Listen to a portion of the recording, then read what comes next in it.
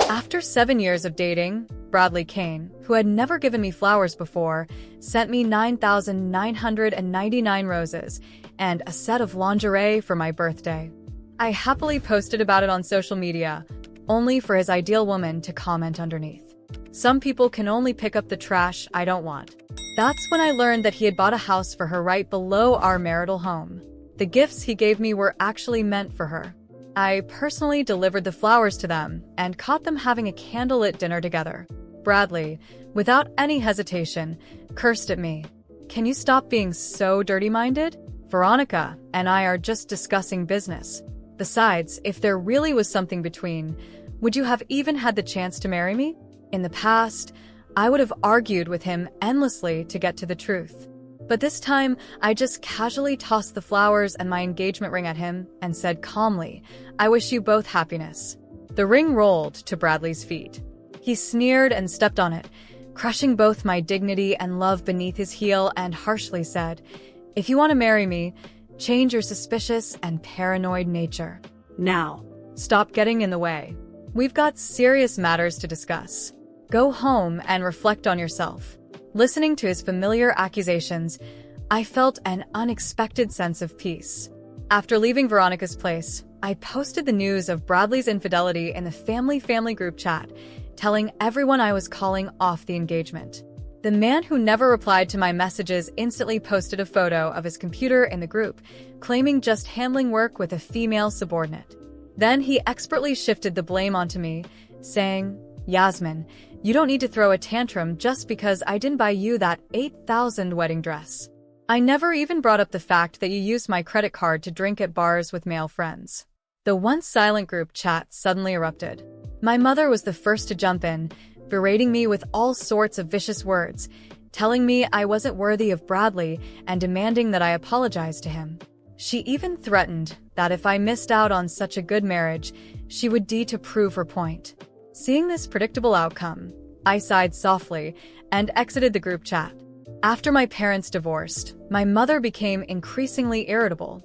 Growing up in such a stifling environment, I had been drawn to Bradley's seemingly gentle and polite demeanor. But after 7 years together, I realized that he was nothing like what he appeared to be. His kindness and patience were reserved for Veronica Jones. His courtesy and respect were for strangers. With me, there was nothing but endless cold violence and hurtful, sarcastic remarks. He was particularly skilled at provoking me into anger in front of others, watching me break down and cry, furiously questioning him while he pretended to be the understanding one, generously offering forgiveness.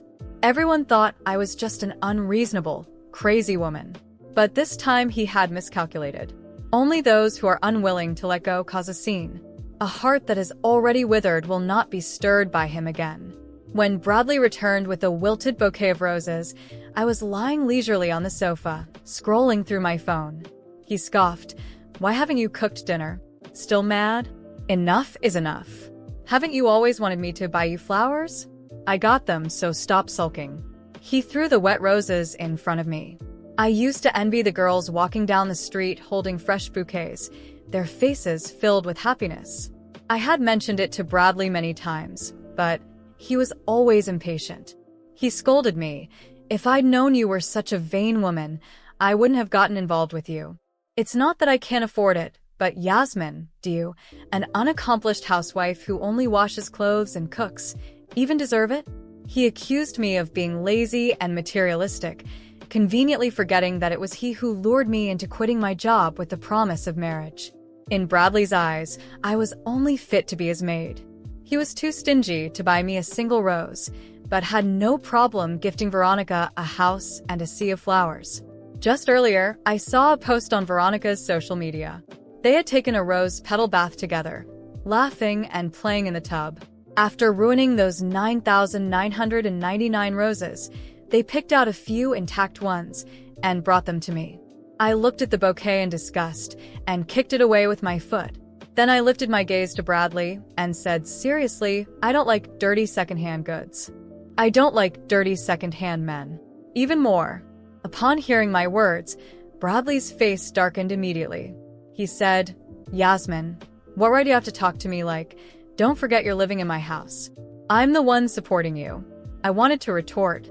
In the 7 years we'd been together, we always split expenses equally. Even after quitting my job, I used my own savings. Before I could speak, the oven beeped. I was too tired to argue with him, so I put on gloves and took the cake out. Bradley furrowed his brows as he stared at the cake for a while, then softened his tone. Is today your birthday? Today was my 30th birthday. It was also the 7th anniversary of being with Bradley. I had spent the whole day baking the cake by hand, hoping to celebrate together after he finished work. Feeling guilty, Bradley took the initiative to find candles and set them on the cake for me and hurriedly said, I've been really busy with work lately. I'll make it up to you. How about this afternoon I take you to pick out a new, bigger engagement ring? He sat down in front of me, his usual gentlemanly demeanor restored. Yasmin, there's no need to be jealous of Veronica. We did have a relationship when we were young, but that was years ago, and I've long since moved on. He said again.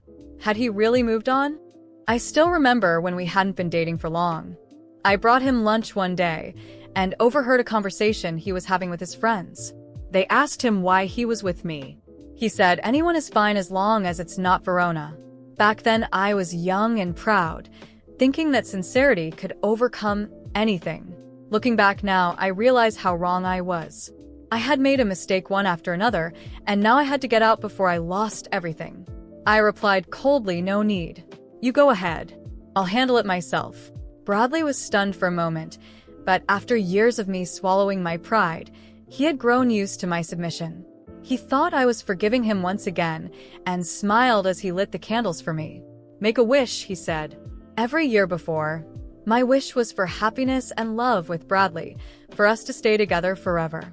But this time, I silently wished I want to be happy and free from Bradley for forever. After making my wish, I opened my eyes, ready to blow out the candles. But I realized Bradley had already disappeared. The cake I had spent 6 or 7 hours making had been knocked to the floor.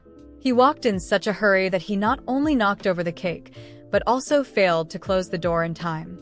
After cleaning up the mess, I checked my phone. Veronica had posted a new update. I'm such a little clumsy girl. I was bumping into the cabinet while walking. Luckily, my Prince Charming is always there to protect me. In the comments, Bradley, who had ignored me even when I was in a car accident, wrote, whenever you need me, I'll be there for you. I liked the post. Moments later, I received a new message from Bradley. Veronica hurt her foot. I'm taking her to the hospital. Come over and clean up her place and make some bone broth to bring to the hospital. Don't put cilantro in it. Suddenly it all made sense. Bradley didn't have any dietary restrictions, but every time I added cilantro to a dish, he would explode, calling me a useless idiot who couldn't do anything right. It wasn't him who hated cilantro. It was Veronica. I thought about ignoring his message, but after hesitating for a moment, I headed downstairs. Bradley was holding Veronica, speaking to her softly. When he saw me, his face instantly hardened and said, why are you so late if Veronica's treatment gets delayed? Veronica gently tugged at his sleeve and said, Bradley, I'm fine. Don't be mad at Yasmin because of me. I know she's never liked me. Bradley scolded me. Enough, Yasmin. Clean this place up properly. I'm not going to marry a jealous woman who can't do anything right. With that, he left with Veronica in his arms. I watched his retreating figure and whispered, I wouldn't marry a shameless, cheating man either. After they left, I looked around the room. The bathroom was soaked with water, and in the trash bin there were 2 used condoms. A wave of nausea hit me. No wonder Bradley had been working overtime so much lately. It turned out that he would spend some time with Veronica downstairs every day before returning home. Upstairs, I glanced around Veronica's bedroom. It was filled with luxury brand items and expensive skincare products. I still remembered how just a few days ago, I had asked Bradley for a lipstick as a birthday present. He had looked at me with utter disdain while said, 30 years old, and you still have the nerve to celebrate? Are you trying to act young? Disgusting. Just stay home and do your chores. No amount of expensive makeup will make you 20 again. I would never be 20 again. But Bradley never lacked 20-year-old girls around him. His so-called ideal woman, Veronica, was probably just as favored among them. I took a deep breath and started taking pictures of everything in the room. Then I returned upstairs to pack my things. In the 7 years we had been together, Bradley had given me a few French kitchenware, a robot vacuum cleaner, and a master-crafted knife set. I decided to leave all these behind for him. As I packed, I couldn't help but laugh at myself. Veronica's things downstairs filled the room, but in this place where I had lived for years, everything I owned could fit into one suitcase. When I was done, I called my best friend, Meryl Jane, who was overseas. After 3 missed calls, she finally picked up. I held back my tears and said, "Meryl, I was wrong. I shouldn't have given up my career and my life for Bradley. I regret it. I want to come find you." Meryl called me a fool and said I deserved it before hanging up. I sat in the empty room, sadness overwhelming me. Flashes of all the time she had tried to talk sense into me came to mind, and I remembered the look of disappointment on her face when she left. As the tears started falling, a new message popped up on my phone. Meryl had bought me the earliest available ticket 3 days from now at noon. The tears I had been holding back for so long finally burst out, tears for myself and for the 7 years I had wasted. I sat at the edge of the bed that night, staring at the open suitcase on the floor. A suitcase far too small to contain 7 years of a relationship. What I felt most wasn't anger, but an overwhelming emptiness, as if everything I had been during those years had disappeared along with the cake smashed on the floor. I didn't know what was coming next, but I knew I couldn't stay here a moment longer. Bradley had left, as he always did, probably to comfort Veronica. Meanwhile, I was here alone, cleaning up both the physical and emotional mess he had left behind. The candles he had stuck on the cake were thrown in the trash, and the sweet scent of frosting still lingered in the air, a scent that now only filled me with disgust. I called Meryl again. She answered on the second try, her voice tired but firm. "I knew you'd call," she said. "So, you finally opened your eyes?" I couldn't respond right away, feeling my throat tighten. "Yes," I whispered. "But I'm scared, Meryl. He's taken so much from me that I don't even know who I am anymore." Meryl was blunt. "That doesn't matter right now. What matters is getting out of there before he comes back and poisons you with more lies. Don't let him control the narrative again." She was right. Bradley had always been a master at twisting facts, making me feel crazy, small, and wrong for asking the bare minimum. But not this time. I was determined to leave, and nothing would change my mind. I began packing the few things that still mattered to me. Among clothes and objects, I found an old notebook where I had written dreams and plans for the future, long before meeting him. As I flipped through the pages, I found a list: go back to school, travel abroad, learn French, open my own business. It was a painful reminder of everything I had abandoned for him. While gathering the remnants of my dignity, I received a text from Bradley. "Veronica's not feeling well. Come here and bring the broth I asked for. And clean her place while you're at it." For a moment, I stared at the screen, almost in disbelief at his audacity. Did he really think I would rush over to serve his mistress, like some obedient maid? Part of me wanted to reply with a scathing message, but another part knew words would have no effect on someone so selfish and callous. Instead, I did something I never thought I'd have the courage to do. I took screenshots of every message, including the romantic ones between him and Veronica that I had discovered weeks ago. I made sure to include pictures of the candles and the ruined cake on the floor. And finally, I snapped a photo of my packed suitcase. Then I posted everything on social media, no filters, no holding back. Almost immediately, my phone began buzzing with notifications. Friends, acquaintances, and even family members reached out. Some offered support, while others, predictably, criticized me for airing dirty laundry in public. I didn't care. The truth needed to come out. It felt like I was exorcising years of lies and humiliation. Bradley wasn't far behind. He started calling nonstop, but I declined every call. Then the texts came. "Delete that now, Yasmin. You've gone too far. Stop being childish. You're not going anywhere. Come home and we'll talk." Each message only strengthened my resolve to leave. He wasn't worried about me or our relationship, only his image. The more he tried to manipulate me, the lighter I felt, as if every step toward freedom was lifting a weight off my shoulders. Suddenly, I heard the sound of the front door opening. Bradley was back. My heart raced, but I took a deep breath. I wasn't going to hide. I wasn't going to back down. He stormed into the apartment, his expression livid, holding his phone in hand. "What the hell do you think you're doing, Yasmin?" he demanded, slamming the door shut. "I'm leaving," I said, keeping my voice calm, though my heart pounded in my chest. "No more lies, Bradley. No more manipulation. You can have Veronica, the wilted roses, and all your deceit." He laughed, a condescending laugh he always used to unnerve me. "You're not going anywhere," he said, stepping closer. "You know you've got nowhere to go. Who's going to want you now after all of this?" For a moment, the old insecurity crept in, threatening to take over. But then I remembered Meryl's words, "Don't let him control the narrative." "I'd rather be alone than spend another day with you," I said firmly. "And you know what, Bradley? You're right. I've got nothing left to lose. That's exactly why you can't control me anymore." I grabbed my suitcase and headed for the door. He blocked my path for a second, but I met his gaze without flinching. "If you lay a hand on me," I warned, "I'll go straight to the police. And with all the evidence I have, you don't want to take that risk?" He hesitated, then stepped aside with a frustrated sigh. "You'll regret this, Yasmin," he muttered as I opened the door. "No one's going to want you after this. You'll end up alone." I just smiled. I'd rather be in my own company than live in this lie. And with that, I walked out, leaving Bradley behind, along with all the lies, broken promises, and the love that never really existed. As I stepped out into the night, each step felt lighter than the last. The cold air brushed against my face, and for the first time in a long while, I felt free to be whoever I wanted, to follow my dreams, and, most importantly, free from Bradley Kane. I felt the cold night air on my face as I shut the building door behind me.